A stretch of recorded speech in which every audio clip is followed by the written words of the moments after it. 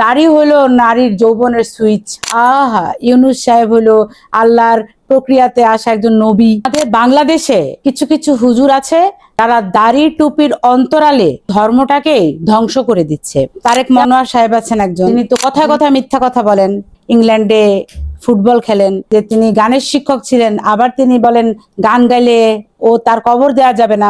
নিজেরাই বহুমাত্রিক বক্তব্য দেন, নিজেরাই নিজেদের বক্তব্যের বিরোধিতা করেন। তারেক মনোয়ার সাহেব, আরেক হুজুর আছে না ইব্রাহিম সাহেব, যে বলছিল যে দাড়ি হলো নারীর যৌবনের সুইচ।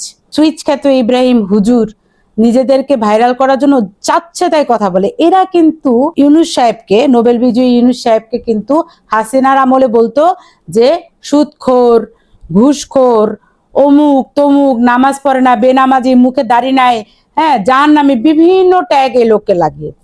তারপরে 5ই আগস্টের পরে যখন আওয়ামী লীগ সরকারের পতন হলো, তখন এরা দুইজন সহ আরো কথিত কিছু হুজুর তাদের বক্তব্য পরিবর্তন করে কি বললো, আহা, ইউনূস সাহেব হলো আল্লাহর প্রক্রিয়াতে আসা একজন নবী।